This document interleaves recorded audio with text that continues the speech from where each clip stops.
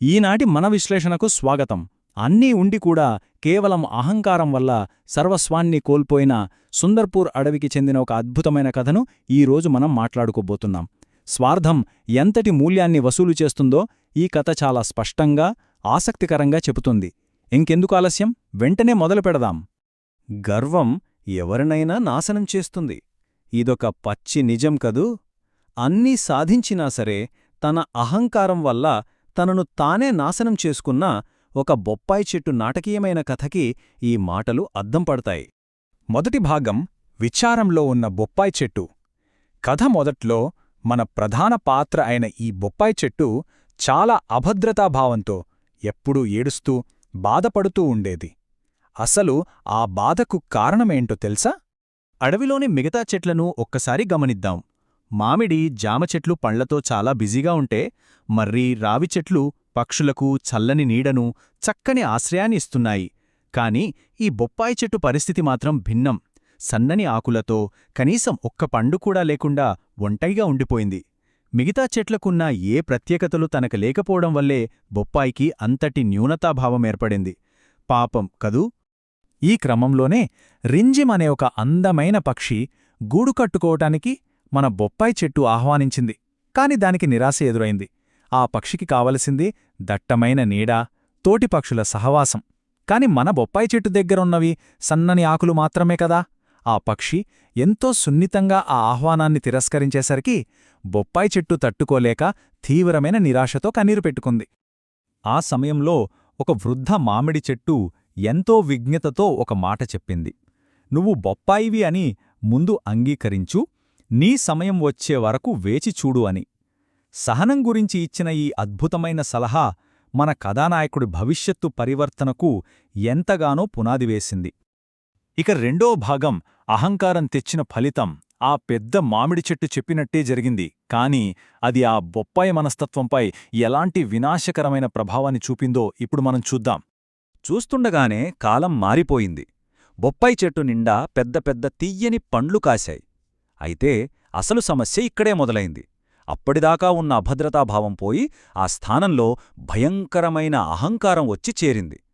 అకస్మాత్తుగా వచ్చిన ఈ విజయం బొప్పాయి చెట్టు ఆలోచనా విధానాన్ని ఎంత వేగంగా, ఎంత దారుణంగా మార్చేసిందంటే, మీలా పండులేని చెట్టుగా ఉండటం కంటే ఎండిపోయి పడిపోవటం మేలు అని ఏకంగా మర్రి, రావి చెట్లను అత్యంత దారుణంగా అవమానించింది. ఇది అహంకారానికి పరాకాష్ట కదూ. ఆ పెద్ద చెట్లు అడవికి చేస్తున్న సేవలను ఏమాత్రం గుర్తించకుండా కేవలం తనకు పండ్లు వచ్చాయన్న ఒకే ఒక్క గర్వంతో కళ్ళు మూసుకుపోయింది మన బొప్పాయి చెట్టు. మూడవ భాగం వానాకాలం ఆకలి.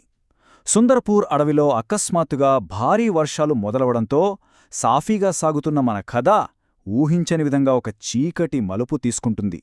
వాన మొదలైన మొదటి రోజు ఎడతెరిపి లేకుండా కురిసింది. రెండవ రోజుకల్లా మామిడి, జామ పండ్లు పూర్తిగా అయిపోయాయి. ఇక మూడవ రోజుకొచ్చేసరికి పరిస్థితి చేయి దాటిపోయి అడవిలోని జంతువులు ఆకలితో అలమటించే దుస్థితి ఏర్పడింది. ఒకప్పుడు ఎంతో సమృద్ధిగా ఉన్న అడవి కేవలం 3 రోజుల్లోనే ఆకలి చావుల అంచుకు చేరుకుంది. ఇక్కడే అసలైన నైతిక పరీక్ష మొదలవుతుంది. నాల్గవ భాగం క్రూరమైన తిరస్కరణ. ఈ గడ్డుకాలంలో తీవ్రమైన ఆకలితో ఉన్న ఒక ఉడుతకు ఎదురైన పరాభవం గురించి మనం ఖచ్చితంగా మాట్లాడుకోవాలి. "అన్నా, నీ చెట్టు నిండా పండ్లున్నాయి, నాకొక్క పండిస్తే నీకు ఎంతో పుణ్యముంటుంది" అంటూ టుక్టుక్ అనే ఒక చిన్న ఉడత ప్రాధేయపడింది. వరదల సమయంలో అడవి జీవులు ఎంత దయనీయమైన, నిస్సహాయ స్థితికి చేరుకున్నాయో ఈ వేడుకోలు మనకు స్పష్టంగా చెబుతోంది. ఇక్కడ పరిస్థితుల మధ్య వ్యత్యాసాన్ని గమనించండి. ఒకవైపు బొప్పాయి చెట్టు వద్ద ఎవరూ తినకుండా వృధాగా కొమ్మలకు వేలాడుతున్న అపారమైన పండ్లు. మరోవైపు ఆకలితో ప్రాణాలు అరచేతిలో పెట్టుకున్న ఒక చిన్న ఉడత కుటుంబం. కనీసం ఒక్కటంటే ఒక్క పండునివ్వడానికి కూడా ఆ బొప్పాయి చెట్టు నిరాకరించింది. ఆ చెట్టు క్రూరత్వం ఎంతుందో ఇక్కడ బట్ట బయలవుతుంది కదా. ఐదవ భాగం ఐక్యంగా బహిష్కరణ. బొప్పాయి చెట్టు చూపించిన ఈ స్వార్థపూరితమైన, క్రూరమైన ప్రవర్తనకు అడవిలోని మిగతా పక్షులు, జంతువులు ఎలా స్పందించాయో తెలుసా? కష్టాల్లో ఉన్నప్పుడు ఒకరికొకరు సహాయం చేసుకోవాలి.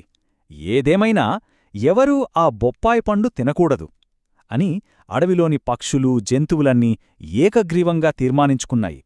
ఎంత ఆకలిగా ఉన్నా సరే ఆ అహంకారి పండును ముట్టుకోకూడదని అవి ఐక్యంగా తీసుకున్న ఈ నిర్ణయం నిజంగా చాలా గొప్పది. 6వ భాగం గర్వం మోపిన భారం. ఆకాశానికెదిగిన గర్వం నేలకూలే సమయం రానే వచ్చింది. ఈ కథలోని విషాదకరమైన ముగింపుకి మనం చేరుకున్నాం. 4 నుండి 6 రోజులపాటు వర్షం ఏకధాటిగా కురుస్తూనే ఉంది. దాని తర్వాత చెట్టుపై ఎవరూ తినని ఆ పండ్ల బరువు విపరీతంగా పెరిగిపోయి అది నెమ్మదిగా వంగిపోవడం మొదలైంది. చివరకు వేళ్లలోకి నీరు చేరి ఆ పండ్ల బరువుకే మన బొప్పాయి చెట్టు బురదలో నేలకూలిపోయింది. తాను ఏ పండ్లనైతే ఇతరులకు పెట్టకుండా దాచుకుందో అవే పండ్ల బరువు ఆ చెట్టు పతనానికి ఎలా కారణమైందో అర్థమవుతుంది కదా. ఏ పక్షి నీ పండు తినాలనుకోవడం లేదు. ఇది కేవలం నీ అహంకారానికి తగిన శాస్తే. కర్మసిద్ధాంతాన్ని స్పష్టంగా వివరిస్తున్న ఈ వాక్యాలు బొప్పాయి చెట్టు బురదలో కూలిపోయే ముందు మరీ చెట్టు దానికి పరిచయం చేసిన చేదు వాస్తవం. ఇక్కడ మనం లోతుగా ఆలోచించాల్సిన ఒక ఆసక్తికరమైన ప్రశ్న ఉంది. విజయాన్ని నలుగురితో పంచుకోన్నప్పుడు అసలేమవుతుంది? మద్దతిచ్చే సమాజం లేనప్పుడు ఒంటరిగా సాధించిన విజయం ఎంత పెలుసుగా ఉంటుందో, అది ఎంత తొందరగా నాశనమవుతుందో ఈ ప్రశ్న మనల్ని ఆలోచింపజేస్తుంది. ముగింపుగా మనం తెలుసుకోవలసిన ముఖ్యమైన విషయాలు ఇవి. అహంకారం ఎప్పటికైనా వినాశనానికే దారితీస్తుంది. పరస్పర సహకారం ఉంటేనే ఏ పర్యావరణమైనా సమాజమైనా మనుగలుగుతుంది.